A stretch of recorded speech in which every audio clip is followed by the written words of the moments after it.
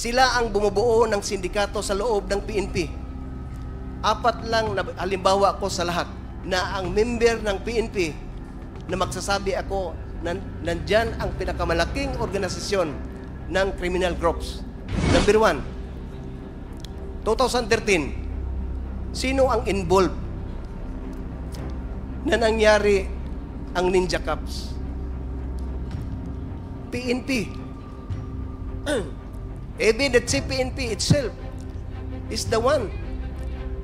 Kung natandaan natin yan, ang Ninja Cups, saan yun galing? Pangalawa, yung Korean businessman na kinidnap, pinatay sa loob ng Kampo Krami. Sino naman ang involved?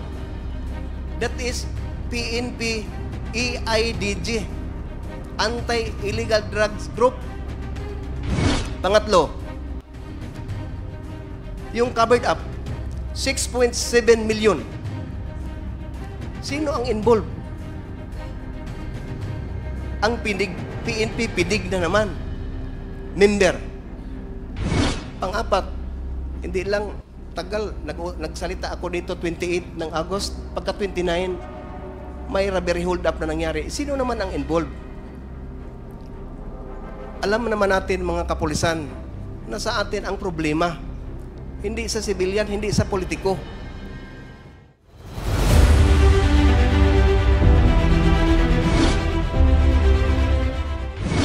The next to interpolate is Congressman Busita. You are recognized. Thank you, Mr. Chair. Mr. Chair, may I proceed to Colonel Espinido, Mr. Chair? Please proceed. Thank you, Mr. Chair. Colonel Espinido, pumasok ka sa PNP service noong 1996, tama ba? Yes po, Your Honors, Mr. Chair. Kailan ka na-assign or nag-engage sa intelligence and operations? Nung ma-assign ako sa Region 8 from Region 7, marirecall mo ba kung anong year?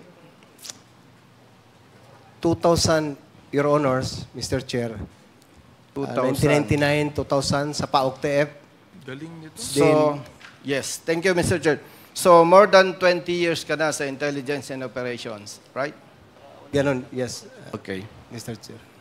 Kailan ka na-engage sa anti-illegal drugs?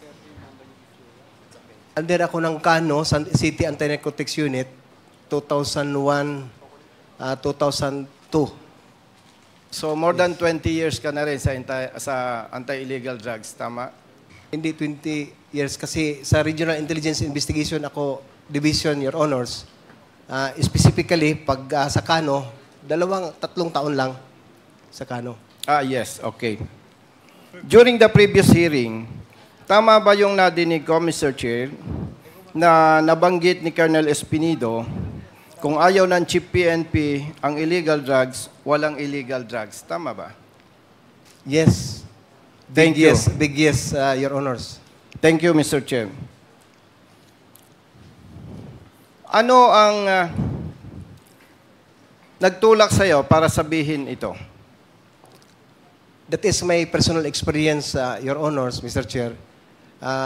Based naman sa area na assign ko sa bayan ng Gandara, San Miguel, Albuera, at saka sa Uzamis. Okay.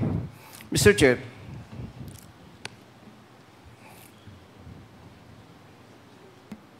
naniniwala ka ba na alam ito ng maraming PNP personnel, pero ikaw lamang ang naglakas loob na expose ito?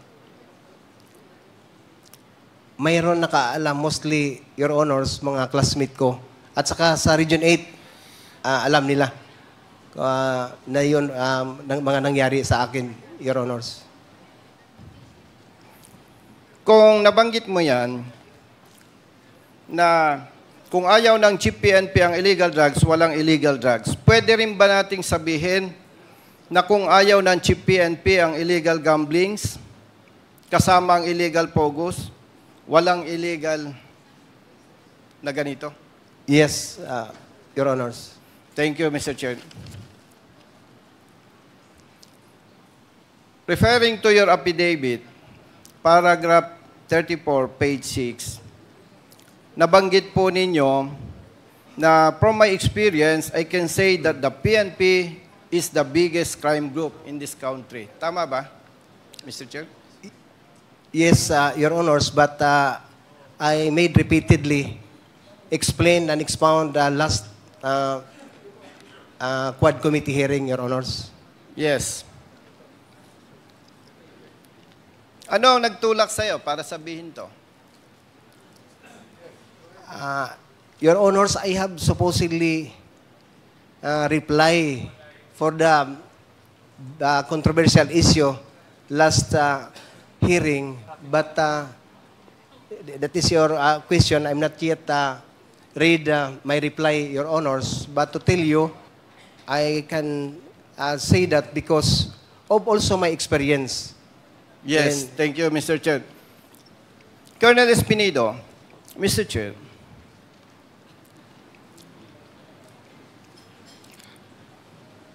sinabi mo ba ito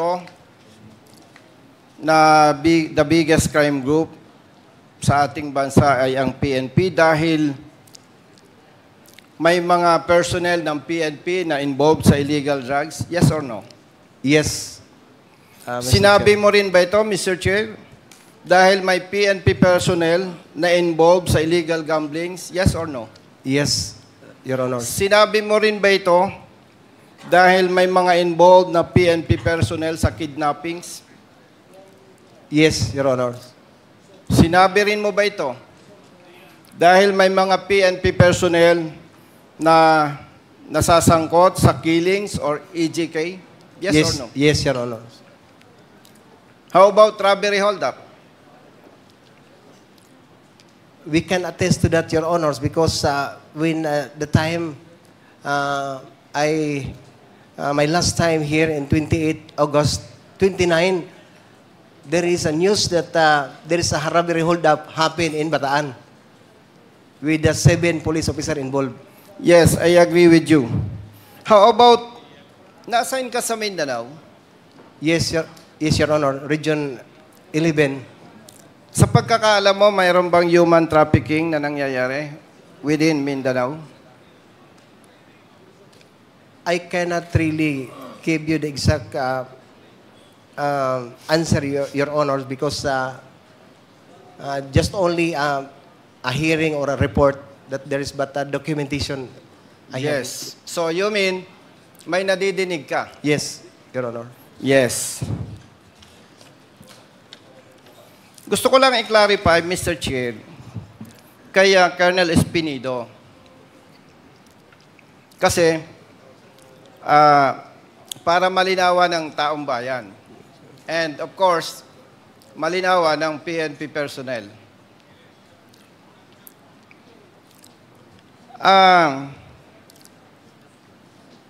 Kung pagbabasihan ko yung ating conversation, this hearing,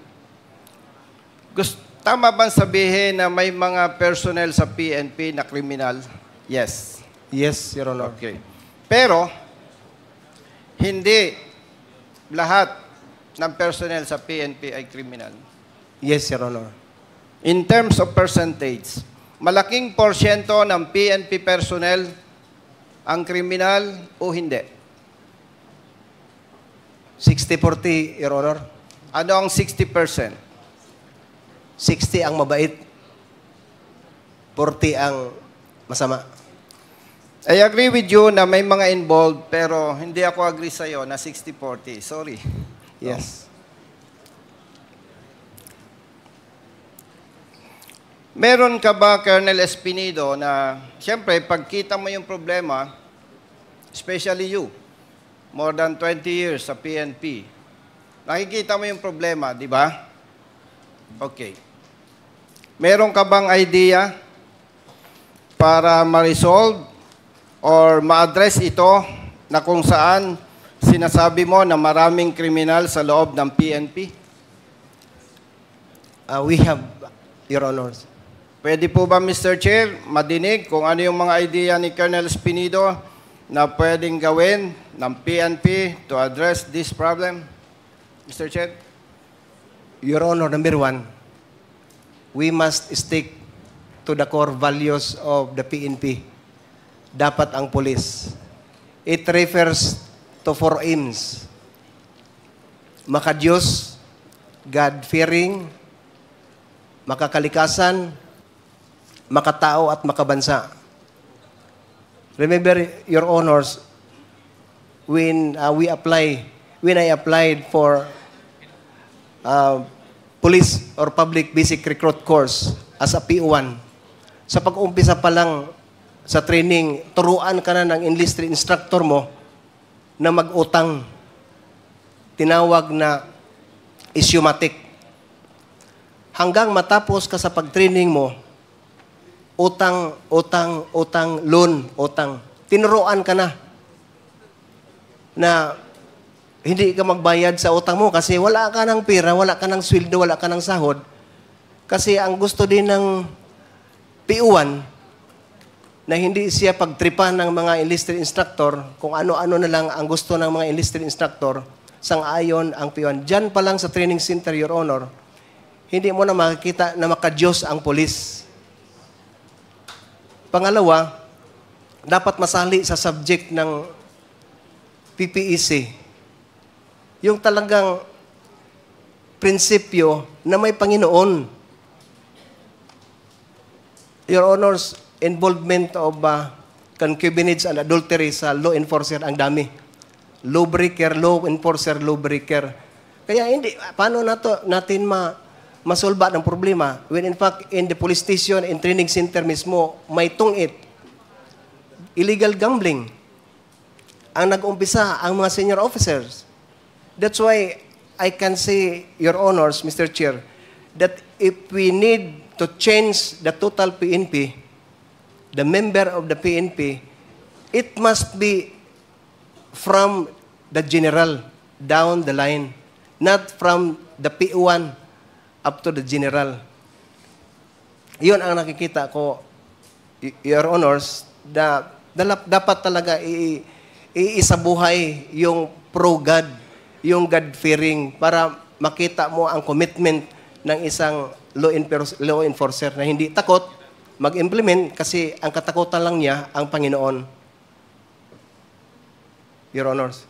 Mr. Chair, yung nabanggit ni Colonel Espinido, the first two for core values ng PNP, which is makadiyos at makatao. Balikan ko lang yung nabanggit mo na kung ayaw ng Chief PNP ang illegal drugs, walang illegal drugs. Kung Yes. ayaw ng Chief PNP ang illegal gamblings, walang illegal gamblings. Yes, Your Honor. Tanong, may idea ka pa ba kung itong makadiyos at makatao ay sabi-sabi lamang, is there any option para ma-address yung problema? Number one, Your Honors, yung personal commitment mo sa trabaho, mahalin mo yung trabaho, at saka sundin mo yung utos ng Panginoon because we all know that the laws of the land is referred to the Ten Commandments, the law of God. So, kung isasabuhay mo yung batas na yon, magsasabi tayo na totoo kang nagtrabaho na may Panginoon kasi hindi ka takot at saka alam mo kung anong batas na ipapairal o i-implement mo, enforce mo kasi yun na sinasabuhay mo yung training mo, you love your training, you love your organization because you love first your God, Your Honor. Are you aware, Colonel Espinido, na meron chaplain service sa PNP? Yes, Your Honor. Gusto mo bang sabihin na parang kulang yung kanilang trabaho? Yes.